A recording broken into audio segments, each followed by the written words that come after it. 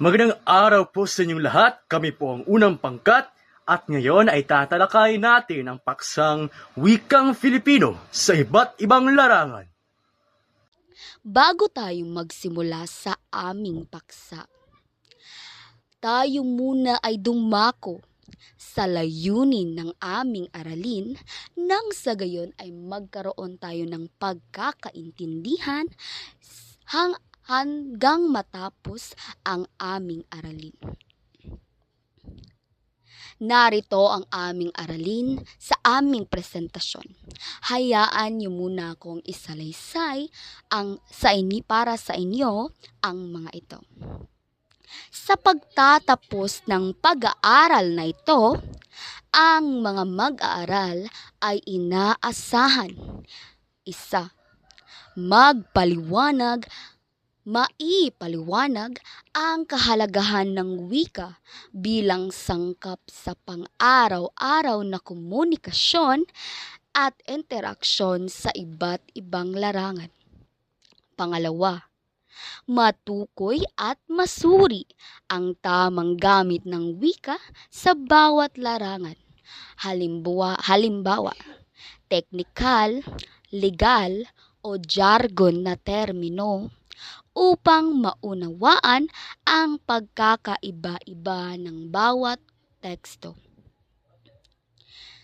3. Magamit at mapahalagahan ang papel ng wika sa pag-unlad ng lipunan at sa pagbibigay ng identidad sa iba't ibang propesyon. Ano ang wika at gaano ito kahalaga sa ating pamumuhay? Isang maligayang araw sa ating lahat. Bago ako magsimula sa ating talakayan, hayaan niyo muna akong ipakilala ang aking sarili. Ako nga pala si Binibining Kiara Monique Cantunaw, ang unang tagapag-ulat sa aming pangkat. Marahil kayo ay nagtataka kung bakit ako nandito sa inyong harapan. Nandito ako para aking italakay ang aming paksang pinamagatang wikang Filipino sa iba't ibang larangan. Ano ang wika? Ano ang wika para sa inyo mga mag-aaral? Dahil ayon kay Maria Eliza S. Lopez, 2014, ang wika ay isang sistematikong balangkas na sumasalamin sa ating kaisipan, damdamin at mithiin. Ito'y isang bihikulo sa pakikipag-usap at pakikipag-ugnayan na sumasalamin sa ating pagkakakilanlan at kultura. Sa mga salitang iyon, marahil ay nalaman niyo na ang kahulugan ng wika at kahalagahan nito sa ating pang-araw-araw na pamumuhay.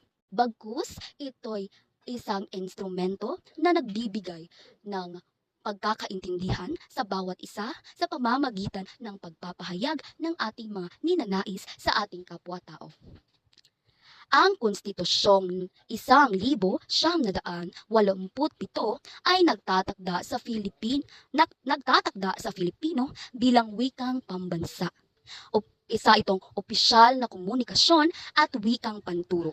Ito'y dapat patuloy na paunlarin at itaguyod sapagkat sa multilingual na lipunan, Filipino ang nangungunang wika na nagbubuklod sa bansa. Marahil ay alam nyo na ang kasaysayan ng wikang Pilipino at ang pinagdaanan nito sa ating bansa. Kung kaya, naging opisyal na wika ito sa ating lipunan.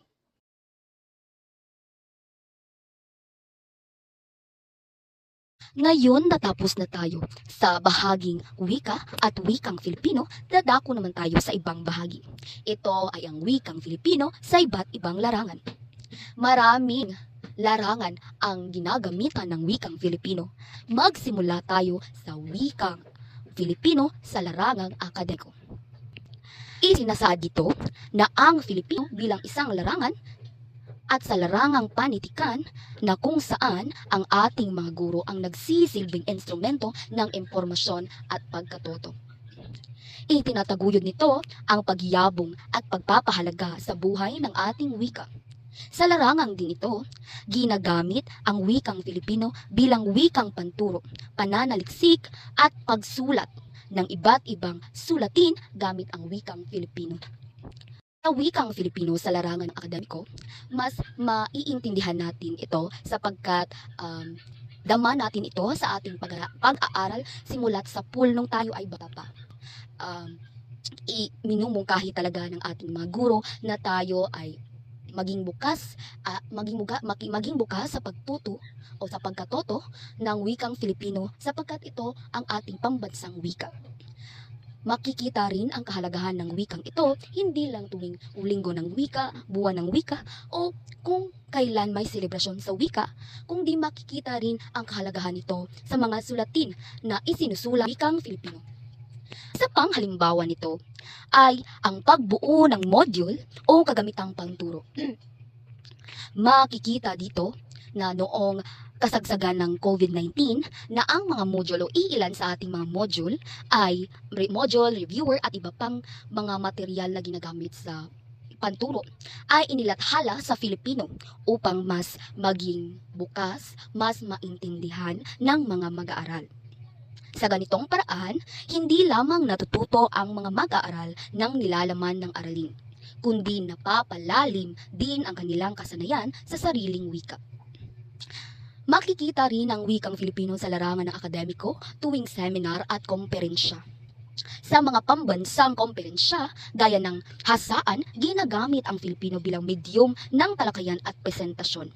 Ito ay nagiging daan upang mas maipahayag ng malinaw ang mga ideya at mas maunawaan ng mas maraming kalahok. Isa ring halimbawa ang pagpapalago ng kultura at panitikan. Ang paggamit ng Filipino sa pagsusuri ng mga akdang pangpanitikan, sining at kulturang bayan ay nagbibigay diin sa kahalagahan ng sariling wika bilang daluyan ng kaalaman at identidad. Yun lamang po sa aking talakayan. At kung may mga tanong kayo pagkatapos nito, ay bukas kaming sagutin ang mga lahat ng ito. Yun lamang po at ipapasa ko kayo kay Binibining Tayondon na siyang magbibigay ng talakayan sa wika bilang isang disiplina. Maraming salamat at mabuhay ang wikang Filipino. Magandang araw sa inyong lahat. Ngayong araw, pag-uusapan natin ang isang mahalagang paksa, ang wikang Filipino bilang isang disiplina. Una sa lahat, tanong ko sa inyo, kapag may bagong imbensyon, halimbawa bagong bakuna, bagong teknolohiya o bagong aplikasyon, paano ito mapapakilala sa buong mundo? Tama, sa pamamagitan ng wika. Ang lahat ng kaalaman ay sinusulat sa aklat, sa journal o di kaya ilalathala sa siyentipiko o report. Kung walang wika, hindi may papaliwanag ang imbensyon. Kung hindi mapapaliwanag, hindi ito maipapasa sa iba. Dito pumapasok ang tinatawag na technology transfer, ang paglilipat ng kaalaman mula sa isang lugar patungo sa iba gamit ang wika. Ibig sabihin, ang wika ang tulay ng kaalaman. Ngayon, pag-usapan naman natin ang pag-unlad. Sinasabi sa teksto na ang wika ay kasangkapan sa material na pag-unlad. Isipin natin ito. Paano uusad ang edukasyon kung hindi nagkakaintindihan ang guro at ang estudyante? Paano uunlad ang agham kung hindi malinaw ang pagpapaliwanag? Paano mapapangalagaan ang kultura kung walang wikang ginagamit? Hindi maaari, tama ba? Kaya mahalaga ang wikang una, ginagamit ng sambayanan at naiintindihan ng nakararami. At dito natin makikita ang papel ng wikang Filipino. Ngayon, bakit dating sinasabi na ang wikang Filipino ay isang disiplina?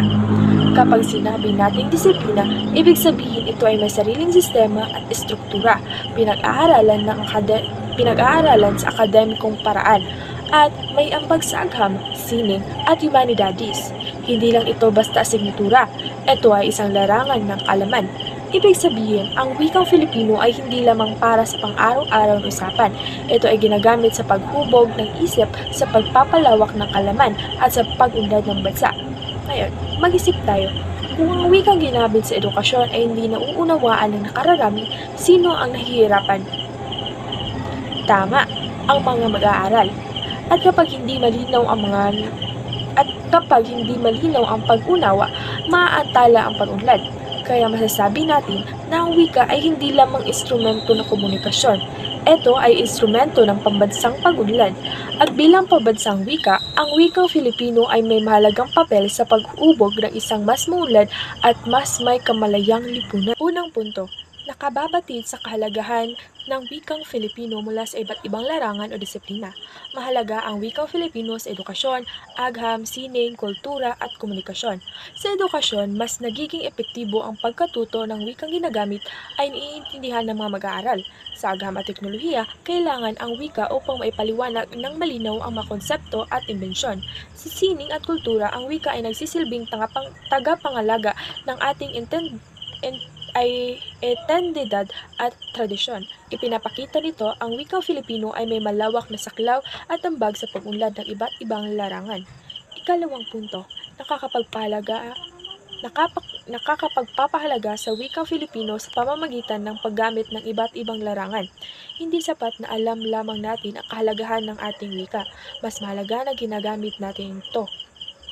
Pinapalagahan natin ang wikang Filipino kapag ginagamit natin ito sa pananaliksik, sa akademikong sulatin, sa pamalatalakayan at sa espesyal na komunikasyon. Sa ganitong paraan, pinapatunayan natin na kaya ng wikang Filipino na makikipagsabayan sa ibang wika sa larangan ng kaalaman at propesyon. Ikatong punto, nakakapagpabigay ito ng opinyon o pananaw kaugnayan sa sitwasyong pangwika sa bansa. Bilang mga mag-aaral at mamamayan, mahalaga na may sarili tayong pananaw ukol sa kalagayan ng ating wika. Halimbawa, dapat ba nating palakasin pa ang paggamit ng wikang Filipino sa agham at teknolohiya? Ano ang epekto ng labis na paggamit ng banyagang wika sa ating edukasyon? Ang pagbibigay natin ng opinyon ay nakagpapakita ng ating kamalayan at malasakit sa ating pambansang wika.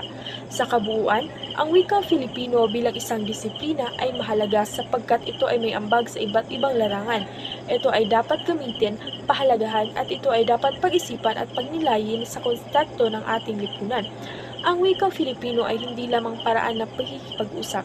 Ito ay instrumento ng kaalaman, pagkakakilanlan at pambansang pag-unlad. Maraming salamat po.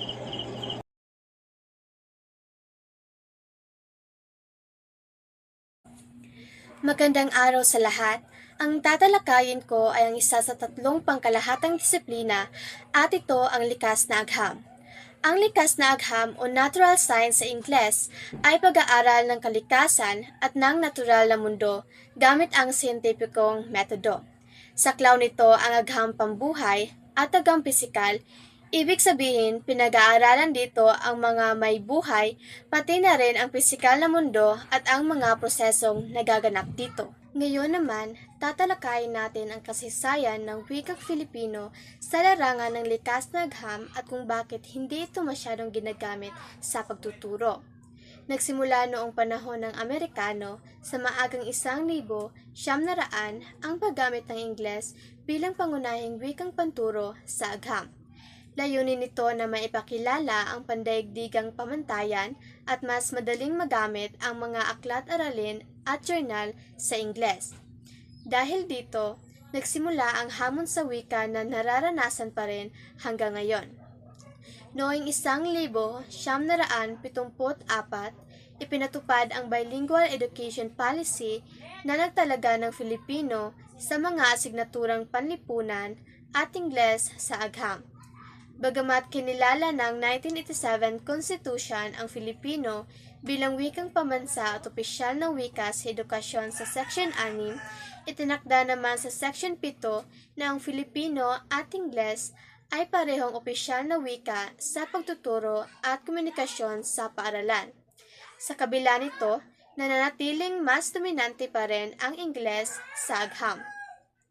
Noong 2003 sa bisa ng Executive Order 210, lalo pang pinalakas ang paggamit ng Ingles sa pagtuturo ng agham at matematika.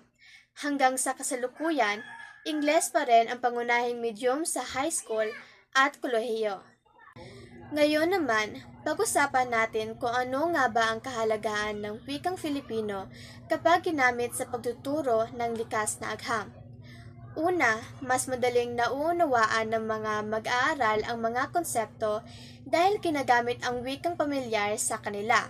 Ikalawa, napapalakas ang partisipasyon sa klase sapagkat mas malaya silang magtanong at magpahayag ng kanilang ideya. Ikatlo, nababawasan ang hadlang sa wika o language barrier kaya mas nakapokus ang estudyante sa pag-intindi ng konsepto kaysa sa pagsasalin ng wika. At higit sa lahat, napauunlad ang wikang Filipino sa larangan ng agham, hindi lamang bilang pangkomunikasyon, kundi bilang wika ng kaalaman. Ngayon ay dumapo naman tayo sa wikang teknolohiya. Alam ko na mayroon na kayong ideya patungkol nito dahil ginagamit natin ang wikang teknolohiya sa pang-araw-araw. Ano nga ba ito sa kahulugan? Ito ay nabunsod na maging moderno ang bagay na makakatulong upang maging magaan ang pag-aaral, transaksyon, komunikasyon, paglilibang at marami pang iba. Dahil sa teknolohiya, mas napapadali ang pagkuha ng impormasyon, pakikipag-ugnayan sa iba at ang pagsasagawa ng iba't ibang gawain sa pang-araw-araw na buhay. Ano ang wikang Filipino sa larangan ng teknolohiya? Sa panahon ng ating makabagong teknolohiya, ang ating wikang Filipino ay napapagitnaan ng napakaraming wika mula sa iba't ibang bansa. At minsay, ang ibang wika ang pinapahalagahan kaysa sa ating sariling wika. Sa mundo ng teknolohiya, ang mga websites or apps tulad ng Facebook, Twitter at Google ay maaari mo nang magamit sa wikang Filipino. Kaya, huwag nang mag-aalala kung hindi makaintindi ng mga banyagang salita. Gamitin natin ang ating sariling wika. Ipinapakita nito na kahit maraming banyagang wika ang nangingibabaw sa teknolohiya, may lugar pa rin ang wikang Filipino sa mga digital na platforma. Kapag pinili mong gamitin ang sariling wika sa online na espasyo, mas napapalaganap mo ito at napapadali ang pag-unawa ng mas maraming Pilipino. Ano ang medium ng mensahe sa larangan ng teknolohiya? Ang medium ng mensahe sa larangan ng teknolohiya ay gumagamit ng mga kagamitang tulad ng computer, cellphone, tablet, at laptop upang makalikha, makapagpadala, at makatanggap ng impormasyon. Ilang salitang karaniwang ginagamit sa larangan ng teknolohiya ay computer, cellphone, website, email, at status. Ang mga plataforma tulad ng website, elektronikong liham at online na katayuan ay nangangailangan ng internet, browser at mga aplikasyon upang gumana ng maayos. Kaya sa pamamagitan ng mga kagamitang ito ay naipapahayag ang mensahe gamit ang wikang Filipino sa mas mabilis at malawak na paraan. Ngayon ay darating na tayo sa mga media. Ano nga ba ang media? Ito ay nakalimbag. Ito ay iyong mga media na nakasulat o nakalathala. Kaya nababasa ito ng mga tao. Kapag sinabing limbag, publish. Ito ay mga dyaryo o newspapers, tabloid, comics, magazines, tweets sa Twitter, Instagram din, at Facebook post, at mga caption ng larawan sa Instagram, katulad ng mga posts sa Instagram, mga blog, digital newspapers, at mga websites katulad ng mga Google, Reddit, infographics, mga libro, online books or physical books, advertisements na binabasa, hindi pinapanood lang, mga flyers at brochures katulad ng Avon at mga magazines. So, ang mga medyang nakalimbag or publish ay tumutukoy sa mga impormasyong nakasulat at inalalathala upang mabasa ng mga tao. Layunin nito ang maghatid ng balita, kaalaman, opinyon at patalastas sa malinaw at organisadong paraan upang maunawaan ng mambabasa ang mensahe at makabuo ng sariling pananaw batay sa impormasyong kanilang nabasa. At yun lang po sa wikang teknolohiya. Sana ay may natutunan kayo sa aking leksyon ngayon. Ngayon ay dumapo naman tayo sa ating kabilang teacher. Kapong ka. Maraming salamat po. Magandang araw. Sa video na ito, tatalakayin natin kung paano ginagamit at kung gaano kahalaga ang wikang Filipino sa larangan ng matematika. Alam niyo ba na ayon sa K-12 Mathematics Curriculum Guide ng Department of Education, lahat ng asignaturang matematika ng malinang ng kritikal na pag-iisip, lohikal, pangangatiran at kakayahang lumutas ng mga suliranin sa pang-araw-araw na buhay. Ginagamit ang matematika sa pag-aanalisa ng datos, pagbabudget, pagsusukat, at sa pag-unawa ng agham at teknolohiya. Stop sabi. Yeah. Rico. Ngunit hindi lang numero ang matematika. May wika rin ito. Nakasaad sa Republic Act number 10533 o Enhanced Basic Education Act of 2013 na maaaring gamitin ang mother tongue Filipino at Ingles bilang wika ng pagtuturo depende sa asignatura at antas. Ipinapakita nito na may mahalagang papel ang wikang Pilipino sa pagtuturo ng matematika. Ayon naman sa mandato ng Komisyon sa Wikang Filipino sa ilalim ng Republic Act number 7104, layunin nitong paunlarin ang Filipino bilang wikang intelektualisado kabilang sa agham at matematika. Ibig sabihin, kayang gamitin ng Filipino sa mas mataas at mas komplikadong diskurso akademiko. Ipinapakita nito na may mahalagang papel ang wikang Filipino sa pagtuturo ng matematika upang mas madali maunawaan ng mga mag-aaral ang mga konsepto. Sa antas ng kolehiyo, kinikilala rin ng Commission on Higher Education sa pamamagitan ng CHED Memorandum Order number 20 noong 2013 ang Filipino bilang asignatura at daluyan ng akademikong talakayan. Dahil dito, malinaw na may legal at institusyonal na batayan ang paggagamit ng wikang Filipino sa matematika. Pinatutunayan din ng mga pulisiya ng DepEd na ang paggamit ng unang wika ay nakakatulong sa mas epektibong pagkatuto. Ilan sa mga karaniwang salita mathematical sa Filipino ay bilang ekwasyon, formula, datos, sukat, graph, porsyento, statistika at lohika. Ang mga salitang ito ay nagpapakita ng may sariling bokabularyo ang matematika sa wikang Filipino. Sa kabuuan, ang paggamit ng wikang Filipino sa matematika ay hindi lamang opsyon. Ito ay suportado ng batas, mahalaga sa mas malinaw na pag-unawa at pagpapaliwanag ng mga konsepto. Yun lamang yon at maraming salamat.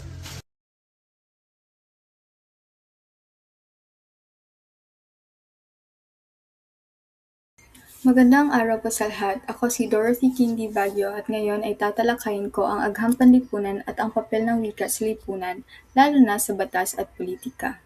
Ang agham panlipunan ay pangkat ng mga disiplina na nag-aaral ng pag-uugali ng tao at mga pangyayari sa lipunan. Layunin nitong maunawaan ang kilos ng tao bilang individual at bilang bahagi ng institusyong panlipunan. Ibig sabihin, hindi lang nito tinitignan kung ano ang ginagawa ng tao, kundi bakit niya ito ginagawa. Ilan sa mga halimbawa ay bakit may mga taong sumusunod sa batas at may ilan namang lumalabag. Bakit may pagkakaiba-iba sa antas ng pamumuhay ng mga tao sa lipunan. Kasama sa mga disiplinang inaaral nito ay ang economics, sosyolohiya, psikolohiya, geografiya, batas at politika. Halimbawa, ang geografiya ay tumitingin kung paano nakakaapekto ang lokasyon sa pamumuhay ng tao, habang ang psikolohiya naman ay nakatuon sa pag-iisip at pag-uugali ng individual. Lahat ng ito ay tumutulong para mas maunawaan natin ang lipunan. Ngayon naman, pag-uusapan natin ang papel ng wika sa batas at politika. Sa larangan kasi ng batas at politika, ang wika ang pangunahing kasangkapan sa ugnayan ng pamahalaan at mamamayan.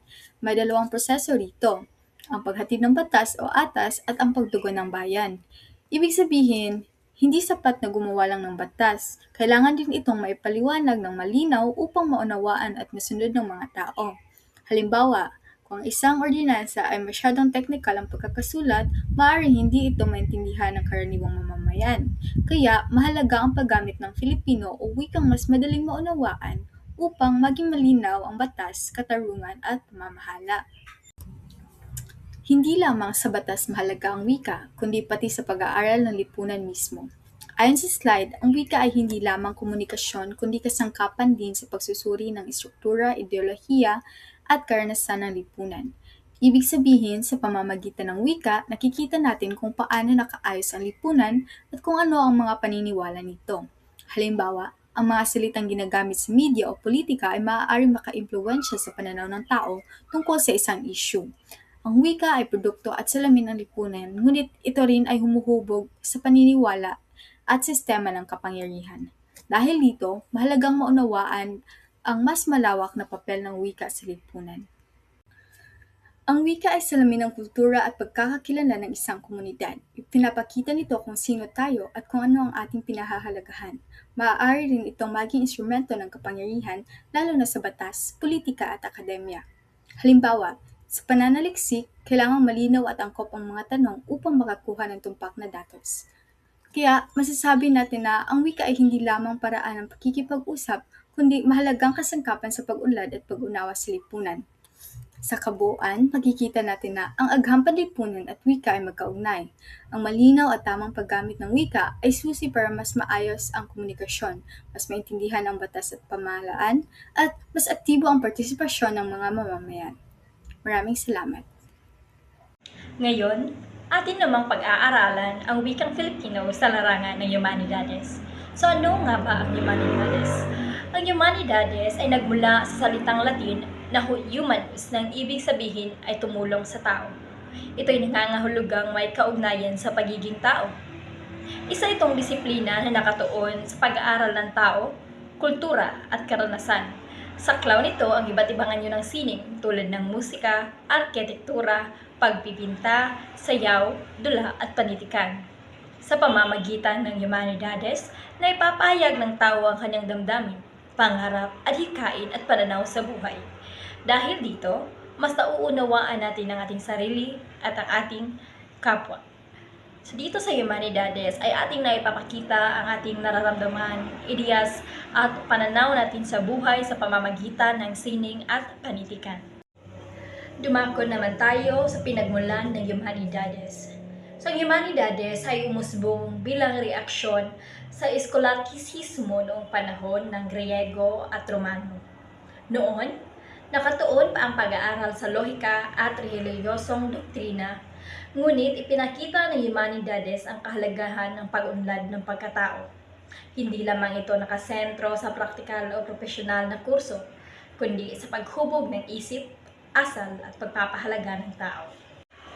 Ngayon naman ay ating pag-uusapan ang layunin ng Humanidades. Layunin ng Humanidades na hubugin ang tao. Hindi lamang kung ano ang kanyang gagawin, kundi kung paano siya magiging tunay na tao. Paano siya maging ganap na tao. Ito ay nakatuon sa pag-unawa sa kaisipan, kalagayan, at kultura ng tao upang mapabuti sa ang kanyang pakikipag-ugnayan sa kapwa at lipunan. Ayon kina J. Erwin at Newton Lee, tinutulungan ng Humanidades ang tao na maging ganap na makatao at paunlarin ang isip at lipunan. Hindi lamang ito para sa paghanda ng karera, kundi para sa kabutihang panlahat. Dumako naman tayo sa larangan ng Humanidades. Maraming larangan na saklaw ang Humanidades. Kabilang dito ang panitikan na sumasaklaw sa wika, teatro, nobela, tula, at iba pang akdang pampanitikan. Kasama rin ang filosofiya at relihiyon na nag-aaral ng paniniwala, pagpapahalaga at pananaw sa buhay. Kabilang rin ang sinimvisual at performing arts na kinabibilangan ng pelikula, teatro, sayaw at musika. Mayroon ding applied at malayang sining tulad ng fashion design, interior design at calligraphy na nagpapakita ng malikhaing pagpapahayag. Ngayon naman ay sa metodolohiya at estratehiya ng Humanidades. Sa Humanidades, gumagamit ng analytical, critical, at espekulatibong pag-aaral upang masuri ang mga akda at ideya. Sinusuri ang mga teksto sa sistematiko at organisadong paraan upang maunawaan ang kahulugan at mensahe nito. May tatlong pangunahing estratehiya. Una, ang impormasyonal na nagbibigay ng paktual na impormasyon at paglalarawan. Ikalawa, ang imahinatibo na nakatuon sa malikhaing akda tulad ng nobela at dula. At ang panghuli ay ang pangungumensi na naghihikayat at nagbibigay ng argumento upang makapaimpluwensya sa pananaw ng iba. Panghuli ay ang wikang Filipino sa larangan ng Humanidades o ano nga pa ang papel ng wikang Filipino sa larangan ng Humanidades.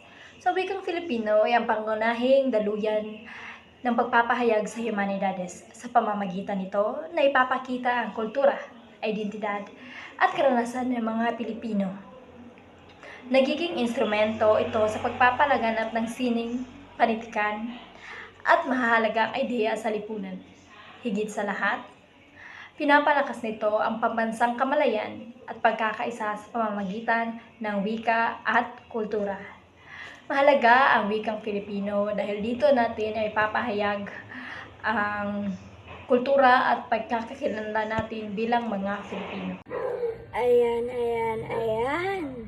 Andito na naman ang inyong wika sa larangan ng Sining Masters. Hayaan niyo ipakilala ko ang aking sarili. Ako nga pala si Binibining Ana Manuel Diano, ang inyong magiging guro sa araw na ito. Halika kayo, samahan niyo ako. Lakbayin at tuklasin natin kung ano ang wika sa larangan ng sining. Ngunit, bago tayo magsimula, naway hayaan niyo akong gumamit ng aking telepono upang magbasa at gumamit ng ibang lingwahe kung kailangan ko ito upang mapaliwanag ko ng maayos sa inyo. So, ano nga ba ang wika sa larangan ng sining? Ang wika sa larangan ng sining ay tumutukoy sa lahat ng pakikipag-ugnayan ng mga tao, pasulat man o pasalita, upang maipahayag natin ang ating idea, karanasan, at emosyon. Ang sining ay galing sa salitang Latin na ang ibig sabihin ay kasanayan at kakayahan. Ang sining ay ginagamit sa maraming paraan gaya ng sining sa pakikipagtalastasan, pagbigkas, pag-awit, pagsulat, pagtula, pagtatalumpati, at pagbasa, at iba pa. Ayon sa aking nakalap na impormasyon mga minamahal kong estudyante, ang sining at disenyo daw ay may sariling wika, isang sistema ng pagpapahayag at visual na komunikasyon. Ito ay katulad ng wika sa pagsusulat o pagsasalita. May struktura, tuntunin at gramatika na nagbibigay kahulugan sa visual na anyo. Ang sining ay pandaigdig na wika na may kakayahan pag-isahin ang lahat ng sangkatauhan. Marahil marami sa inyo mga minamahal kong estudyante ay nagtatanong, bakit nga ba mahalaga ang wika sa sining? Bakit nga ba binibiningan? Ito ay dahil hindi maaaring tumayo mag-isa ang sining ng walang wika. Sa maikling salita, walang sining na magaganap kung walang wika. Ngayon ay dumapo na tayo sa mga elemento ng sining. Una, linya. Ito ay nagpapahayag ng damdamin at direksyon. Pangalawa ay kulay, nagbibigay damdamin at tono sa ating sining. Pangatlo ay ang mga hugis, espasyo, tekstura at value. Ito ay bumubuo ng visual na teksto. Ngayon naman ay pag-usapan natin ang pagsasaling wika. Ano nga ba ang pagsasaling wika? O sa ibang salita ay pagtra-translate. Ito ay tumutukoy sa masining na paglipat ng diwa, kahulugan at estilo ng isang orihinal na teksto patungo sa ibang wika nang hindi nawawala ang esensya nito. Ito ay isang pagsasalin ng orihinal na wika patungo sa ating ninanais na wika. Halimbawa, kung sa Filipino ay sinasabi natin, ako ay nagtatanim ng palay. Ngunit, pag atin itong pinagsasaling wika o trina-translate sa English, nag-iiba ito ngunit hindi ito nawawala ng esensya. Ito ay I am planting some rice.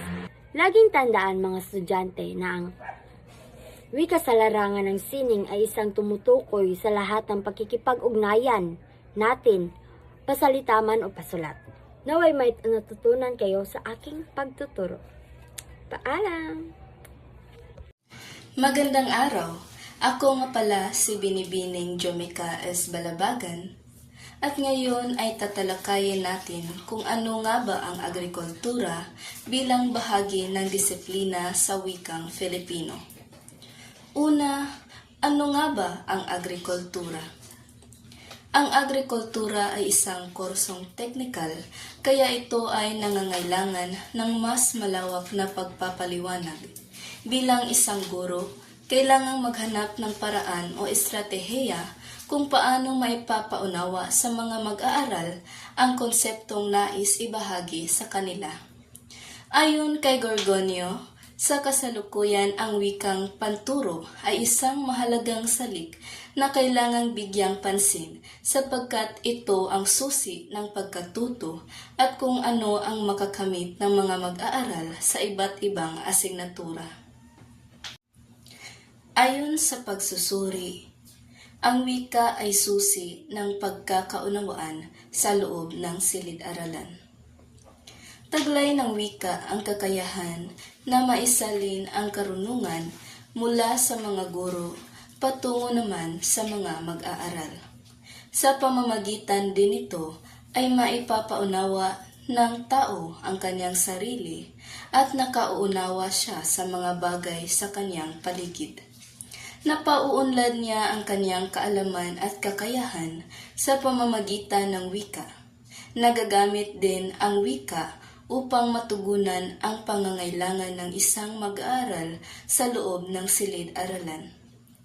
Sa pamamagitan ng mahusay na paggamit ng wika, ay nalilinawan ang mga mag-aaral sa konsepto ng aralin at ito ay nagreresulta sa matagumpay na pagtuturo at pagkatuto.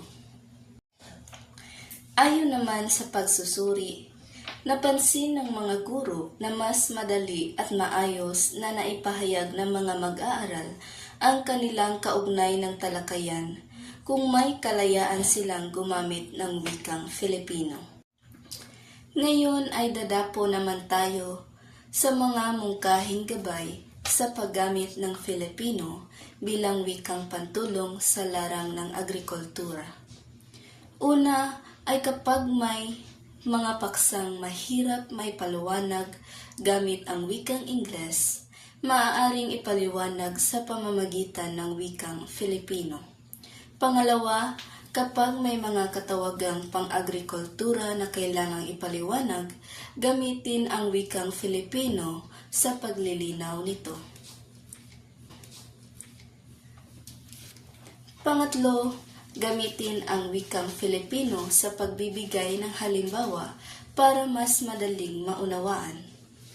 At pang-apat naman ay kapag may mga konseptong kailangang linawin, maaaring ipaliwanag sa pamamagitan ng wikang Filipino. Panglima, gamitin ang wikang Filipino sa malayang talakayan dahil mas nahihikayat ang mga mag-aaral na makilahok kapag komportable sila. Ayon sa pagsusuri, nagkahawig ang persepsyon ng mga guro at mag-aaral tungkol sa paggamit ng wikang Filipino sa pagtuturo sa larang ng agrikultura at kapwa naniniwala ang mga guro at mag-aaral na nakatutulong ang wikang Filipino sa pagtatalakay sa mga paksa sa agrikultura. Sa huli ay inirekomenda na ipagpatuloy ang paggamit ng wikang Filipino sa talakayan sa klase ng agrikultura.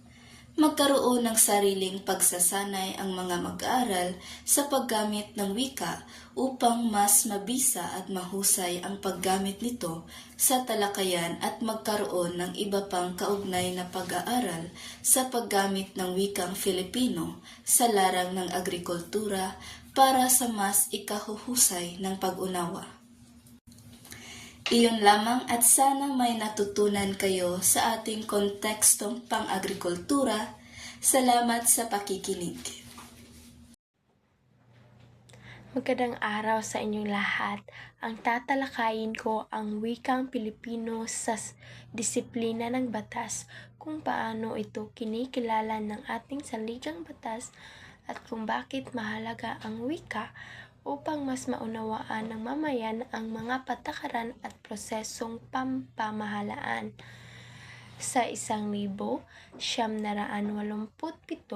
Konstitusyon, partikular sa Artikulo 14, Section 6 hanggang 9, malinaw na may matibay na pwesto ang wika sa pamahalaan, lalo na sa mga gawaing may kinalaman sa batas at opisyal na komunikasyon. Sa Section 6 ay itinatakda na ang Pilipino ang wikang pambansa. Ibig sabihin, kinikilala itong pangunahing wika ng bansa at patuloy itong dapat paunlarin at payamanin. Mahalaga ito sa larangan ng batas dahil ipinapakita nito na ang Pilipino ay kaya ring maging wika ng formal at seryosong usapan, kabilang ang mga dokumentong opisyal at pagpapaliwanag ng mga alintuntunin sa publiko. Sa Section 7 naman ay nakasaad na ang Pilipino at Ingles ang mga opisyal na wika. Sa konteksto ng batas, maraming dokumento at proseso ang kadalasang nasa Ingles. Ngunit, dahil opisyal din ang Pilipino, may malinaw na batayan upang gamitin ito sa mga komunikasyong opisyal, lalo na kung ang layunin ay mas malinaw na pag-unawa ng mamamayan sa mga patakaran at proseso. Sa Section 8 ay binibigyan diin ang pagsasalin upang ang mahalagang nilalaman gaya ng mismong konstitusyon ay maipahayag na para mas maunawaan ng mas nakakarami. So dito makikita na ang wika ay hindi lamang formal, kundi instrumento sa pag-unawa. At sa Section 9 naman ay inaatasan ang pamahalaan ang matatag ng komisyon sa wika. Kaya mahalaga ang papel ng Komisyon sa Wikang Pilipino bilang institusyong tumutulong sa pagpaunlad, pagpalaganap at pagpapatatag ng Pilipino, kabilang ng paggamit nito sa mga larangang profesional tulad ng batas at komunikasyong opisyal. Ito ay malinaw na nasa disiplina ng batas, ang wikang Pilipino ay mahalagang kasangkapan upang mas maging malinaw at mas abot kamay ang mga patakaran at impormasyon para sa mamamayan. Kapag mas naiintindihan ng wika ng batas, mas nagiging makabuluhan ang ugnayan ng pamahalaan at ng tao. Yun lang at maraming salamat.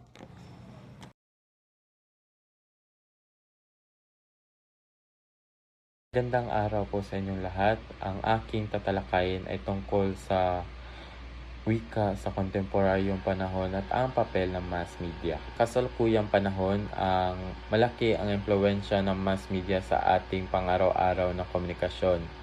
Ang mass media ay tumutukoy sa mga medium tulad ng telebisyon, radyo, pahayagan at social media na ginagamit upang may parating ang impormasyon sa maraming tao. Halimbawa nito ang mga istasyon tulad ng ABS-CBN at GMA Network. Pati na rin ang mga social media platform gaya ng Facebook at Instagram. Dahil sa mass media ay mas mabilis kumalat ang impormasyon at mga bagong salita. Halimbawa nito ay naging karaniwan na ang paggamit ng mga salita tulad ng viral at trending. Marami ring pinaikling salita at ekspresyon ang umusbong, lalo na sa social media. Positibo at negatibong epekto ito sa ating wika. Sa positibong aspeto, napapadali ang mga komunikasyon at nagiging konektado ang mga tao. Ngunit sa negatibong aspeto ay minsan ay nasasanay tayo sa informal na pananalita at maling baybay o paghahalo ng Ingles at Filipino. So, sa kabuuan, ang wika ay patuloy na nagbabago kasabay ng pag-unlad ng mass media. At bilang mga mag-aaral ay malagang maging responsable tayo sa paggamit ng ating wika at panatatilihin ang wastong paggamit nito sa tamang sitwasyon. At yun lamang po. Salamat sa pakikinig. At diyan nagtatapos ang aming paglalahad.